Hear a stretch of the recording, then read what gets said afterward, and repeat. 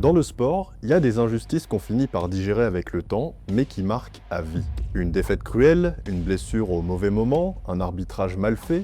Et puis, il y a des injustices qu'on ne digère jamais vraiment. Non seulement parce qu'elles font mal à un joueur, mais aussi parce qu'elles mutilent toute l'histoire du sport. Salut, nous sommes en juin 1974. Roland-Garros se déroule comme chaque année sur la terre battue de la Porte d'Auteuil. Les meilleurs joueurs s'affrontent, mais cette année-là, il en manque un. Le meilleur joueur du monde, justement. Celui qui, cette saison, est en train de réaliser quelque chose que presque aucun autre joueur n'a réussi à faire dans l'histoire du tennis. Celui qui, avant même que l'été arrive, a remporté l'Open d'Australie et s'apprêtait à gagner Wimbledon et l'US Open. Son nom, c'est Jimmy Connors. Et Jimmy Connors, il est absent à Roland-Garros. Pourtant, pas blessé, ni forfait pour raison médicale. Non, Connors, il est absent parce qu'une fédération, depuis son bureau, a décidé qu'il n'avait pas le droit d'entrer sur le court. Pas parce qu'il a triché ni qu'il a enfreint une règle sportive, non. Mais tout simplement parce que Connors a signé un contrat avec une ligue privée américaine. Et cette signature, pour le président de la Fédération française de tennis, inacceptable. Nous avons donc affaire ici à une décision prise hors du cours, une décision politique donc, et une décision qui a effacé d'un trait une opportunité historique unique et qui a créé dans l'histoire du tennis un vide qu'on ne comblera jamais. Parce que cette année-là, Jimmy Connors était sur la trajectoire d'un grand chelem calendaire, à savoir remporter les 4 tournois majeurs la même année. Un exploit que seuls 2 joueurs masculins ont réussi dans toute l'histoire du tennis. Donald Budge en 1938, mais c'était hors Air Open et à une époque où 3 des 4 grands chelems se jouaient sur gazon, et Rod Laver en 1962 et en 1969, 69 la seule fois dans l'Air Open. Donc en 74, Connors était là, il était prêt, mais on lui a claqué la porte au nez. Cette vidéo revient sur cet épisode, de ce qu'on a supprimé, de ce qu'on ne verra jamais, et de ce que ça dit encore aujourd'hui sur le pouvoir des institutions quand elles décident que leur intérêt passe avant l'histoire du sport.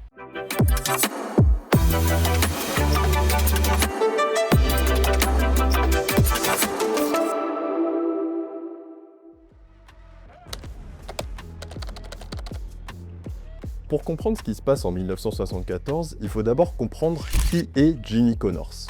Et pour ça, on repart du début. Jimmy Connors naît en 1952 à East Saint-Louis, dans l'Illinois, pas le quartier le plus glamour du pays. Et Jimmy, il n'a pas eu l'enfance bercée par les clubs privés et les cours en gazon bien entretenus. Non, Connors, il apprend le tennis avec sa mère Gloria, elle-même ancienne joueuse de bon niveau et professeure de tennis. Donc c'est elle qui le forme, c'est elle qui lui inculque très tôt une idée simple, presque brutale, c'est que sur un court de tennis, tu ne cèdes jamais, pas 1 centimètre, pas un point. Et cette idée-là, Connors va la porter toute sa carrière comme une armure. Très vite, son style de jeu tranche avec tout ce qui existait à l'époque. Il faut savoir que dans les années 70, dans le tennis, la norme, c'est le service volé, le jeu élégant, les montées au filet. Et bah Connors, lui, il reste au fond, il frappe très fort, à plat, en prenant la balle tôt. Et son revers à deux mains, rarissime à cette époque, devient une arme redoutable. Son retour de service, une des meilleures armes offensives du circuit. Et Connors, il cherche pas à être beau, il cherche à faire mal, très mal. Et il finit par très bien y arriver. Mais ce qui distingue vraiment Connors, c'est son comportement.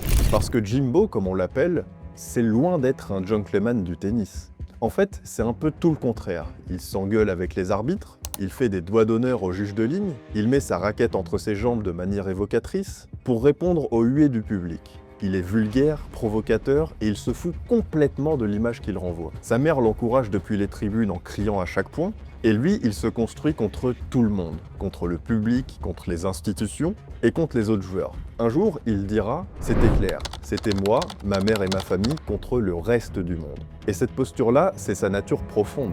Jimmy passe professionnel en 1972 et dès 1973, les résultats sont là. Quart de finale à Wimbledon, quart de finale à l'US Open, et il entre dans le top 15 mondial, la crème du tennis. Donc là, forcément, les observateurs commencent à parler de lui comme l'un des futurs très grands de ce sport. Mais personne encore ne mesure vraiment ce qui arrive. Et ce qui arrive, c'est 1974. Il y a des saisons dans le sport qu'on regarde et qu'on n'arrive pas vraiment à expliquer. Des saisons où un athlète atteint un niveau qui échappe à toute logique. Des saisons où, match après match, l'issue semble déjà connue avant même d'entrer sur le court. Et bah 1974 pour Jimmy Connors, c'est complètement ça. fin 73, début 74, à l'Open d'Australie, Connors débarque à Melbourne et remporte le titre. C'est le tout premier grand chelem de sa carrière. Il a 21 ans. Et la saison commence à peine. Derrière ce titre australien, il enchaîne et il gagne. Encore. Tournoi après tournoi, sur des surfaces différentes, contre des adversaires différents, il gagne. Le résultat est le même, il l'écrase. Sa façon de frapper la balle, plate et lourde, ses retours de service qui repartent comme des balles de fusil, son mental de chien où il refuse de lâcher un point même quand le match semble lui être acquis, tout ça crée un joueur presque impossible à battre cette année-là. Regardez un peu les chiffres, parce qu'ils sont tout simplement fous. Sur la saison 74 complète, Connors finit avec un bilan de 89 victoires pour 4 défaites. 89 pour 4 défaites. C'est fou. Ça nous fait un ratio de 95,7% de victoires, mais 4 défaites dans une saison, c'est démentiel. D'ailleurs, seul John McEnroe fera mieux, 10 ans plus tard, avec un ratio de 96,5% de victoires. Et on s'en souvient encore comme d'une saison mythique. En juillet, Connors détruit Ken Rosewall à Wimbledon, 6-1, 6-1, 6-4. Alors Rosewall a 39 ans, certes, mais il est toujours l'un des meilleurs joueurs du monde. Et dans cette finale, Connors l'efface complètement. Et en septembre, à l'US Open, rebelote. Il affronte une nouvelle fois Rosewall en finale, et là, c'est presque indécent. 6-1, 6-0, 6-1. L'une des finales de Grand Chelem les plus courtes et les plus déséquilibrées de l'histoire. Quand la saison se termine, il est numéro 1 mondial pour la première fois de sa carrière, et il le sera 268 semaines au cours de sa carrière, énorme, dont 160 semaines consécutives lors de ce premier passage au sommet. Un record qui ne sera battu que 30 ans plus tard par un certain Roger Federer. Donc 3 grands chelems sur 4, numéro 1 mondial, 89 victoires, 4 défaites. Mais au milieu de tout ça, Roland Garros reste en blanc sur le tableau. Un trou qui correspond à une absence. Pas une défaite, mais une absence forcée. Pour comprendre pourquoi Connors n'est pas à Roland Garros en 1974, il faut parler de la World Team Tennis. Parce que c'est là que tout commence. La World Team Tennis, c'est une ligue privée américaine créée en 1974, justement. Le concept est simple, des équipes de villes américaines qui s'affrontent dans un format par équipe. Hommes, femmes, simple, double, mixte. Une sorte d'interville du tennis, pensée pour rendre le sport plus accessible, plus spectaculaire et plus grand public. Alors on y retrouve des tribunes bruyantes, des mascottes et une ambiance de match de basket. Donc rien à voir avec l'atmosphère feutrée et codifiée du circuit traditionnel. Et donc la ligue signe des contrats avec plusieurs joueurs du circuit, et parmi eux, Jimmy Connors qui joue pour les Baltimore Banners. Alors on a eu aussi Goolagong qui venait elle aussi de remporter l'Open d'Australie, qui jouait dans l'équipe de Pittsburgh, mais le problème dans tout ça, c'est le calendrier. C'est-à-dire que la saison de la World Team Tennis, elle vient complètement chevaucher la saison de terre battue européenne, avec les tournois italiens, les tournois français et forcément Roland Garros. Et ça, Philippe Chatrier, président de la Fédération française de tennis depuis 1973, il peut pas l'accepter. Alors Philippe Chatrier, c'est quelqu'un qu'il faut connaître pour comprendre ce qui est en train de se passer. C'est un homme qui a une vision très précise du tennis. Et dans cette vision, les grands chelems sont au sommet de tout. Ils sont intouchables, ils sont sacrés. Et Chatrier, il veut faire de Roland Garros un événement immense. Un tournoi qui rayonne dans le monde entier, comme c'est un peu le cas aujourd'hui. Et pour ça, il estime qu'il faut affirmer l'autorité des institutions traditionnelles face aux nouvelles ligues privées qui commencent à attirer les meilleurs joueurs du monde avec des contrats très lucratifs. Et donc là, concrètement, Chatrier, il passe à l'offensive. Il exige que tout joueur sous contrat avec la World Team Tennis soit interdit de participer à n'importe quel tournoi se disputant sur les territoires français, Roland Garros inclus. Et il persuade également 14 fédérations européennes de faire de même pour leurs tournois respectifs. Alors techniquement, il faut savoir qu'une porte de sortie existait, étant donné que la Fédération internationale de tennis avait initialement trouvé un accord avec la World Team Tennis. C'est-à-dire que les joueurs pourraient être libérés de leurs obligations pour jouer l'Open d'Italie et Roland Garros. Mais cet accord, il a été sabordé par certains dirigeants qui ont travaillé dans les coulisses pour qu'il ne tienne pas. Et effectivement, il n'a pas tenu. Résultat, Connors et Goolagong et d'autres sont bannis. Alors ils saisissent la justice française pour tenter de faire valoir leur droit de participer à Roland Garros. Connors engage même comme avocat Robert Badinter, non c'est pas une blague, Badinter qui deviendra ministre de la Justice de Mitterrand et qui abolira la peine de mort, de demander à l'Assemblée nationale l'abolition de la peine de mort en France. Alors Badinter il plaide, mais le tribunal rejette sa demande, estimant qu'il n'y ait pas d'urgence suffisante à statuer. La porte est donc définitivement fermée. Et ce qui rend cette décision particulièrement froide, c'est qu'elle est complètement assumée. Philippe Chatrier, il sait exactement ce qu'il fait. Il sait très bien que Connors est largement le meilleur joueur du monde cette saison-là. Il le sait. Donc il sait très bien ce qu'il joue, il connaît les enjeux sportifs. Mais malgré tout, il maintient l'exclusion quand même. Parce que pour lui, son éthique dépasse un joueur, aussi fort qu'il puisse être, même le meilleur du monde. Là, l'enjeu, c'est de montrer que les grands chelems ne plient pas face aux ligues privées.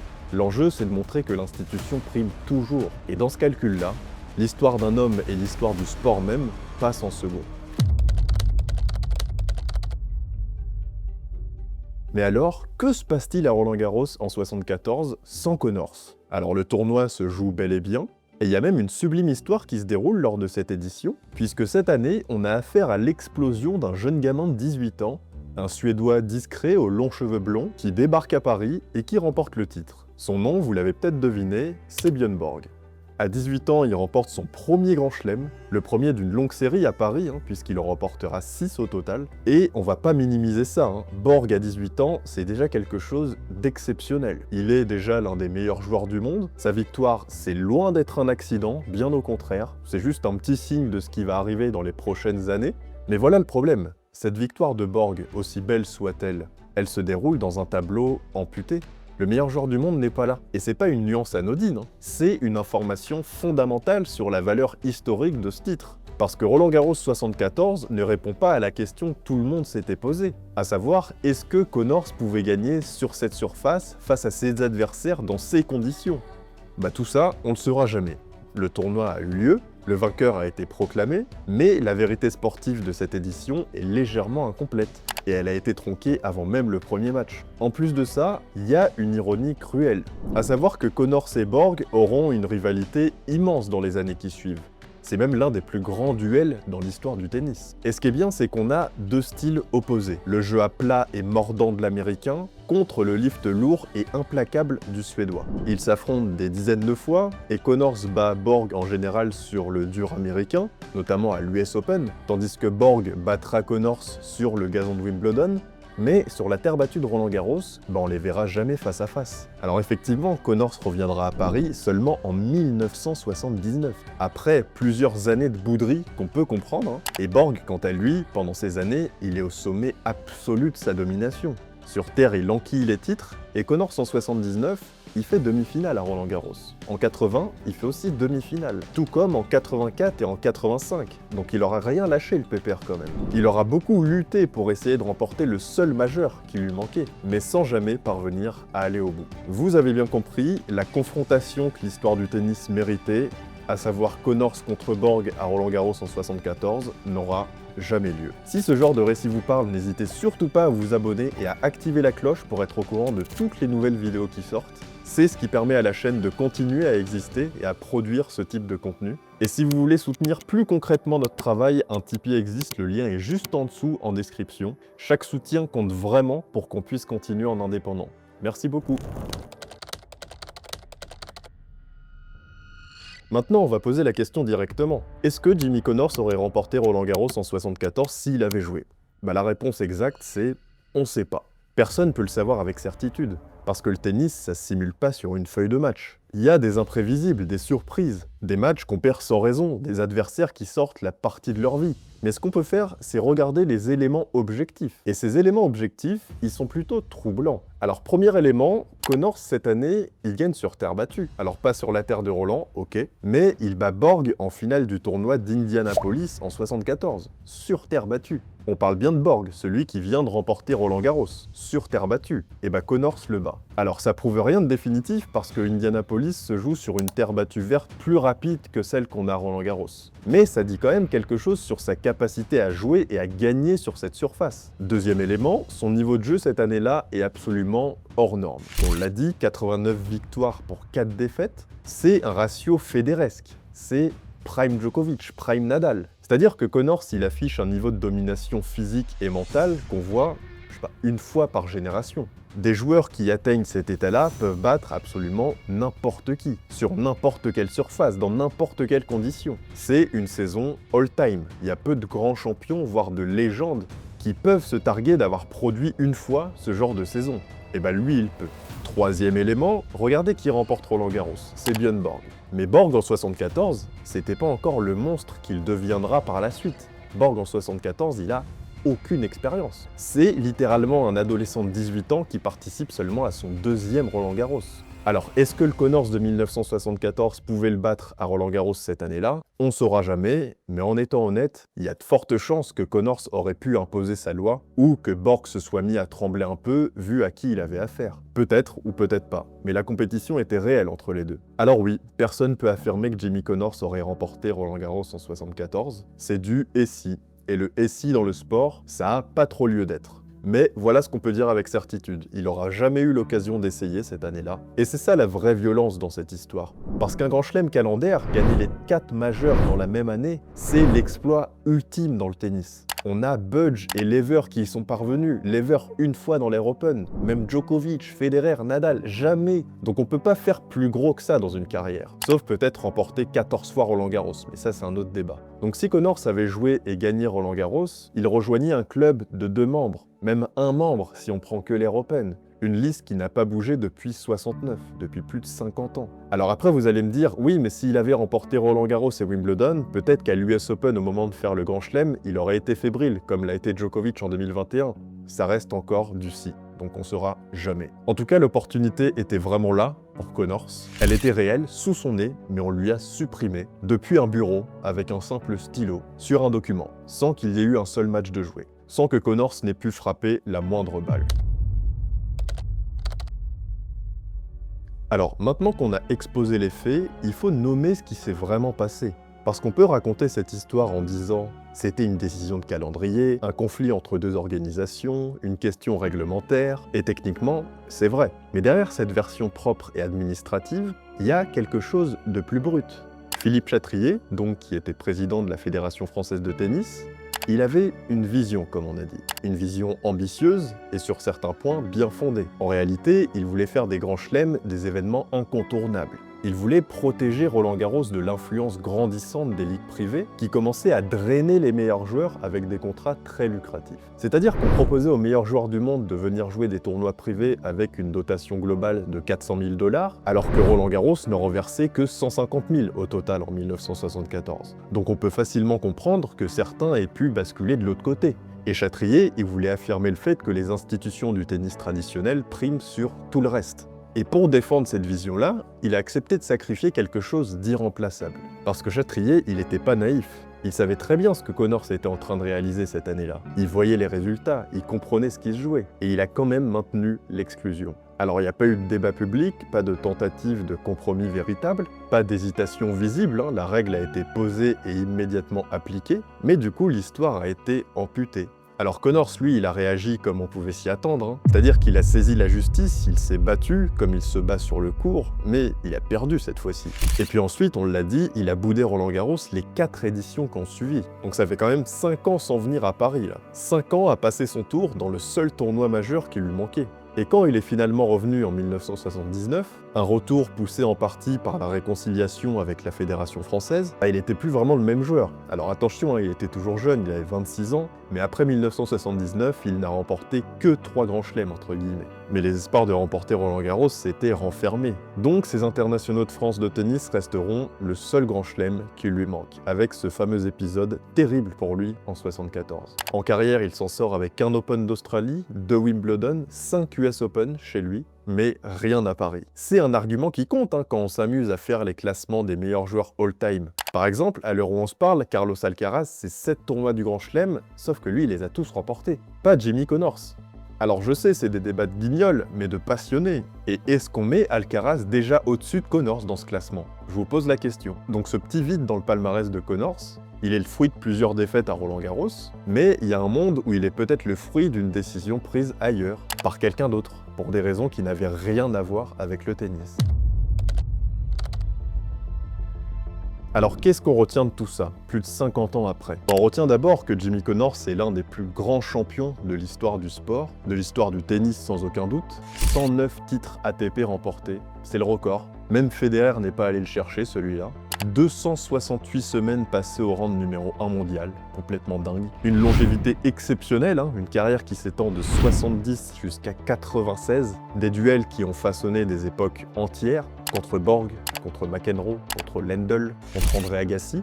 Un joueur qui, à 39 ans, atteint encore les demi-finales à l'US Open et fait trembler le public comme s'il en avait 20. Tout ça, c'est Jimmy Connors, et c'est immense. Mais au-dessus de tout ce palmarès, il y a cette question qui ne disparaît jamais vraiment. Et si Connors avait foulé la terre battue de Roland-Garros en 74? Et si cette décision n'avait pas été prise? Et si on avait laissé le sport raconter sa propre histoire? Alors peut-être qu'il aurait perdu au premier tour, peut-être. Peut-être que Borg l'aurait dominé de toute façon en finale et que le résultat aurait été le même. Mais peut-être aussi que l'histoire du tennis aurait une ligne supplémentaire, que personne, depuis Rod Laver en 69, n'a été capable d'écrire, à savoir un deuxième grand chelem calendaire dans l'Air Open. Un deuxième joueur dans ce club ultra exclusif. Et aussi une saison 74 complète, nickel, propre, intacte, qui aurait figuré dans les livres d'histoire comme peut-être la plus belle saison, la plus grande saison dans l'histoire du tennis. Donc ce qui est violent dans cette histoire, c'est précisément ça. C'est pas l'incertitude du résultat, mais c'est plutôt la certitude de l'absence. Il n'a pas joué et on sait que cette décision, elle était évitable. Mais l'histoire du sport est pleine de défaites, pleine de désillusions et de regrets qu'on finit par accepter. Des finales perdues, des blessures qui arrivent au pire moment, et ces défaites-là font partie du jeu.